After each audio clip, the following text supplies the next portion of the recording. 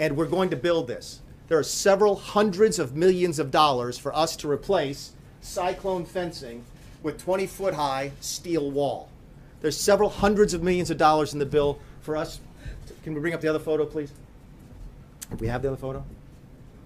There's several hundreds of millions of dollars for us to build levee walls along the southern border. And as many of you know who follow this issue, some of the most vulnerable areas that we have are places along rivers where we desperately need levees in order to provide the protection of the southern border that we need. Okay, we are building this now.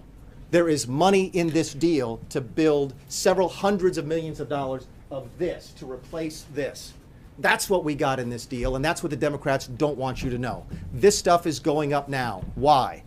Because the president wants to make the country more safe. This doesn't stop drugs and doesn't stop criminals from crossing the border. In fact, it doesn't stop hardly anything from crossing the border. This does. And that's what we got in this deal, and that's why we're so excited about the opportunities that we have to follow through on the president's promises to secure the southern border. So unless we have the other picture, I'll take a couple questions. How do you say that fence will keep drugs from coming over the border? They tunnel underneath the border 75 This is the border, the general left. This is the wall, by the way, that DHS said they want. I've sat in the Oval Office of the president. We've talked about bricks and mortar. We've talked about concrete walls. This is what DHS wants. Why? Because it actually works better. You can tunnel under anything. I will answer your question, okay? You can see through this one, okay? It's actually safer. Where we have this in place now, and we do, it's actually safer for our Border Patrol agents. You can talk to the DHS about the details, but there's been a dramatic reduction in attacks on our Border Patrol agents where they can see through the wall because nobody's throwing anything over the top at them. This is what DHS wanted. It's also half of the cost, so we can build twice as much of it. This is a huge win for border security. It looks like you have a wall there already. This is the stuff that is actually built already. So this is an example. That was the picture I was looking for. If anybody's watching this, is the picture of the levee wall. This is what it looks like when it's currently built. And that was, we don't have the other picture up there anymore, of the cyclone fencing. This will be replacing cyclone fencing. There's other pictures we have. Do you need a wall in all these places where you have existing fencing like this? Is that a good way to spend the government's money? I think securing the border is a good way to do it. There's certain places where technology will also help. We've got money for that in this. There's places where we can start land acquisition now, for example, for next year. We can do that in this bill. We can start ramping up to hire new border agents. We got additional beds, by the way, at detention centers so that we can effectively end catch and release. One of the difficulties we had on catch and release was that the beds were full of the detention centers. So we've added those beds. So when you look at it holistically, it's a tremendous improvement in border security. There'll be a wall across the entire U.S.-Mexico border. Now, as part of this bill, no. You've got a couple $100 million to do it. This is a several-year process. You could not build all of that in 1 year. Yes, sir. Yesterday, of this bill, you said, quote, "I think it's great that the Democrats like the bill. We think it's a great deal for the administration as well." Yeah. So what changed? Yesterday it was great that they were pleased with it, and today it's an outrage, it's spiking the football.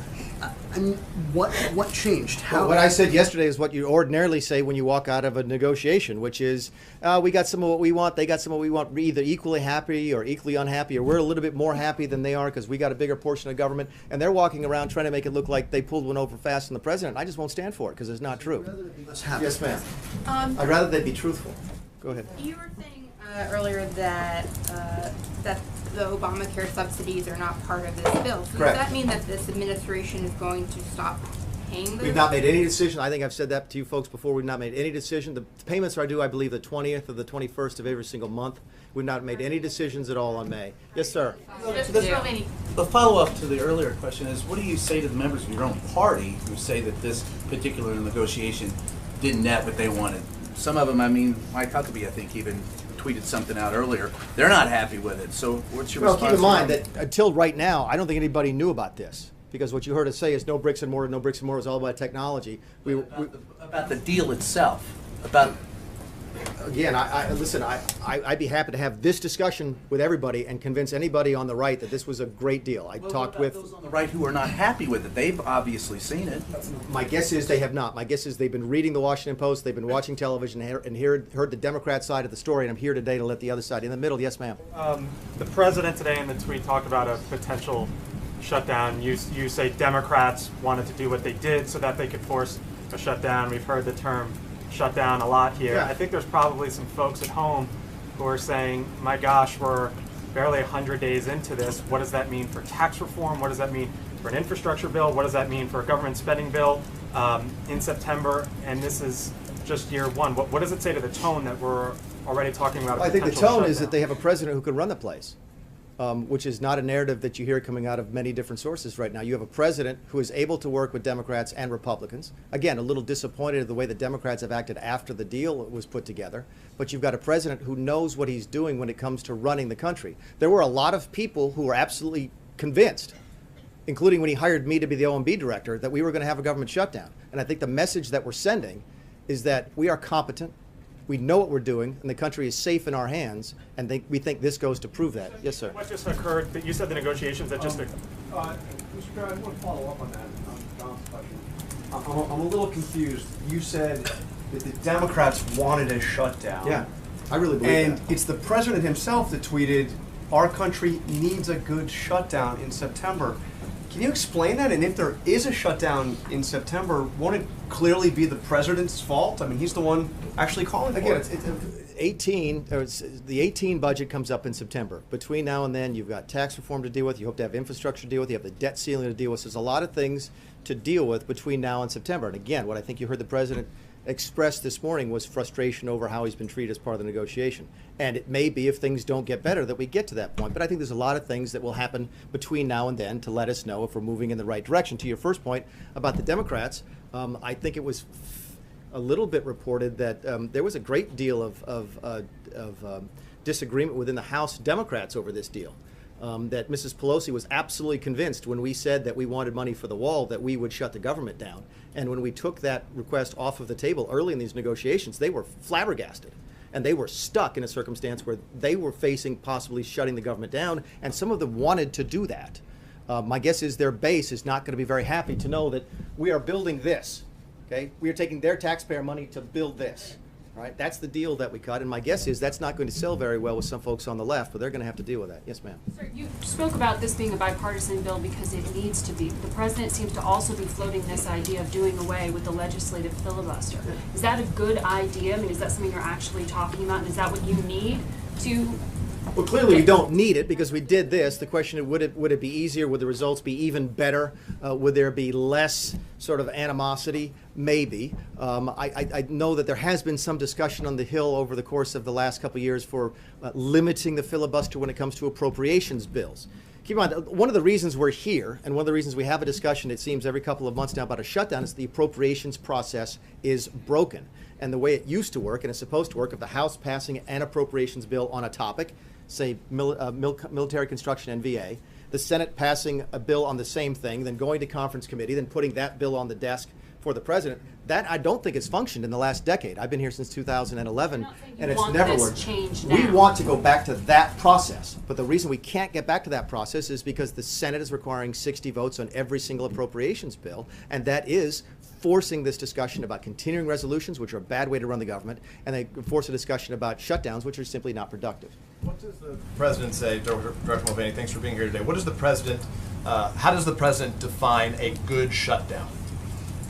Well, I don't know. We haven't had one. I think a good shutdown, if there is such a thing, again, a shutdown is not, and I've said this before to you folks, I said it during my confirmation, it's not a goal. Okay, and it's not a negotiating tool. The president advocated. But to the extent the president advocated for one today, if you wanted to imagine what a good shutdown was, it would be one that fixes this town. So what would the that one that president drives say? the message back home to people that it really was as broken as they thought that it was when they voted for Donald Trump, and they would trust him to. If that's what it's necessary to do to fix Washington D.C., that would be a good shutdown. Yes. Just to be clear, in the last shutdown, 800,000 federal employees were indefinitely furloughed. Another 1.3 million were required to work without knowing when they would get paid. Right. So is that a good shutdown that fixes Washington? Back to your point, you and I have had these discussions before because I've been through a shutdown before. Every single one of those folks got paid, right? Everybody always has. During the temporary lapses in appropriation, which is what the Congressional Research Service calls them. Those It families, is so a you lot of agree. uncertainty, and it's certain. That's why I say it's not desirable. But you asked me what a good one would look like, and a good one would be something that fixes Washington, D.C. permanently. Yes, sir. Mr. Director,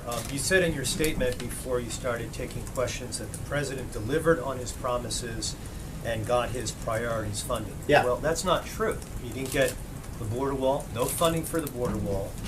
That's a replacement, no funding for a new wall along the U.S. southern border. Planned Parenthood. Let me ask you a question. Let me finish. I'll let you finish, but let me ask you a question. You're asking a series of questions. I'll stop right there. When you heard about the deal yesterday, when you heard, I'd be happy to let you go if you let me answer your question. I won't jump to another person. I promise. You've seen me do this a couple times before. You said, My question, then you can take it as a whole, right? Fine, go Okay, ahead. thank you very much. Are So, they always like this? as far as the priorities that you say are funded, the border wall, no new border wall along the U.S. southern border. Planned Parenthood was not defunded. You've already said that another priority of the president was not carried through, and that's the sanctuary cities problem. So explain to me how you say what you said before and square what you said before with the actual reality as far as the budget is concerned. Sure, and I'll Thank say you. it. Thank you. Thank you for finishing your question. Let me ask you a question. Okay, when you heard in the last 48 hours about the deal, did you think we could build this? I bet you didn't. Nobody did. Okay, is it a replacement for existing wall? Yeah, that's fine. Is it new wall? No. This is what's out there right now. Okay, and this is what's going to be put in as a result of this bill. Okay, that is better border security. You can call it new wall, you can call it replacement, you can call it maintenance, call it whatever you want to. The president's priority was to secure the southern border, and that's what this does. No, he asked a couple questions. I'm going to the young woman in the pink then, and then the young woman in the orange, and then we'll take another couple. But let me finish your thing. It's just Planned Parenthood, okay? Planned Parenthood. We had a good discussion about it. It's a fair question. We had a really good discussion about that. Okay? And what we decided, after talking to some of our most pro-life supporters on the Hill and the pro-life supporters outside, was that this president's already made his case fairly strongly for his pro-life position. You saw us sign the CRA. You saw Mike Pence, Vice President Pence, have to break the tie on that vote. Okay, on Planned Parenthood, on the states with the Medicaid funding. You've seen the executive orders. You've seen the stuff. Oh, this bill includes all of the traditional protections for the pro-life movement, including the Hyde Amendment. And what we simply decided was, look, if you want to take a vote on the Hill to stake out your position on Planned Parenthood, do it on the health care bill. And the outside groups agreed with us on that. The pro-life movement agreed with that. If you want to prove to the folks back home that you are pro-life, then vote for the Planned Parenthood bill. The last thing you asked about sanctuary cities, I already talked about that, and that was something we gave up in the negotiation. But at the end of the day, here's how I look you in the face and the folks on the camera and the folks back home and say the president got his priorities funded. More money for the military, more money for the southern border security, and more money for school choice. Those are the same exact priorities that I talked about in March when we laid out the budget. So that's how I could look you in the eye and tell you that I'm absolutely satisfied we funded our priorities. Now, Look like that border wall right there, the new border wall that you built. Will it look like that one right well, there? this is what's permitted in the bill. So that would. So I'm saying, will the new one that's built along the U.S. southern border look like that border wall right there? Well, I mean, we've got a border that's in certain places, yes. I mean, the other photo we can't get up is the levees, so I'm not really sure what your question is. We will build the most You have to replace appropriate. that wall with the new wall with new funding. In other words, it's just a short-term fix, and then we're going to That is the a U.S. 20-foot government. high steel wall. That is not a temporary short-term fix. So I'll He's finish you asking now. if I'll go you're to. I've been building- promising the young lady in the pink in the back a question for a second. I'll follow up Okay. on that. Where is that being built, and how many miles are you going to get out of it? Oh, I don't know where it's being built. And again, we haven't done the per mile. I think the total spending is $347 million on that, but we haven't done the math yet on what that does. Cover, what are we talking about? Well, again, it depends on. It's more expensive to build a wall in certain places. So this is going to be replacement. So we have to go out and figure out where we are. And it's cheaper than building new wall because we already have land acquisition here. We have the rights to build it, et cetera. There's probably roads out there to service it. When you're building new wall, to the gentleman's point, you're starting from scratch. So you have to build the infrastructure necessary just to get the construction teams out there to build. So we haven't done the math yet on how many miles we can build and where it will be. What we do know is that we have several hundreds of millions of dollars to do this. Do you have a follow-up on that or not? Well, yes. I mean, when can we see construction? When do you think you're going to go out there and put up a wall? This construction that you see here, well, I don't know if it's this exact construction because I don't know where this photograph is. This wall is being installed on the southern border today. Yes, ma'am. Back on the issue of shutdowns, you mentioned earlier that President Trump was upset by how the Democrats portrayed the deal. Yeah. Is it right to shut down the government because of how something was portrayed instead of what was actually Which is why in we're the not deal? shutting it. If that was the case, we'd be vetoing this bill now. Isn't that what he's foreshadowing? No, I think what he's foreshadowing is, look, this place has to change.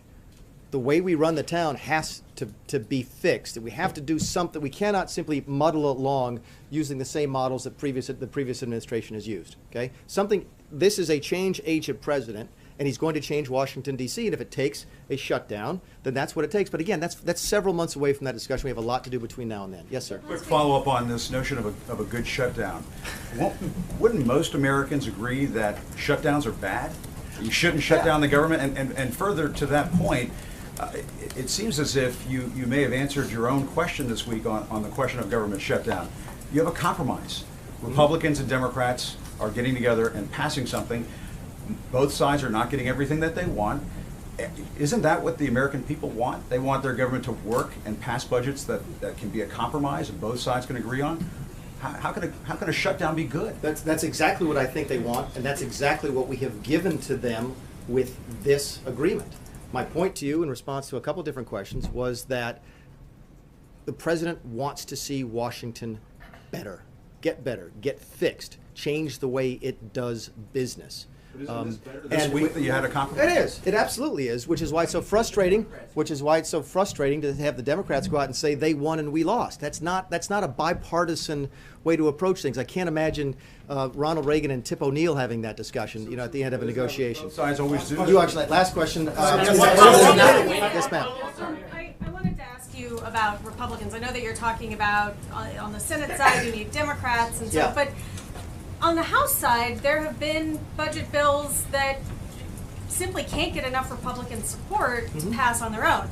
Do you think that it is possible to do a Republican budget bill with Republican votes alone? I do, because I voted for him myself. There's actually been a lot more like an actual appropriations many more bill? Appropriations bills that have passed with just Republican support than people realize. The reason you don't hear about them is that they die, because the Senate is incapable of passing a bill or passing a bill that has any chance of passing in the House because they have to use the 60-vote threshold, which is where I started the conversation. So no, I think you're selling the Republicans short.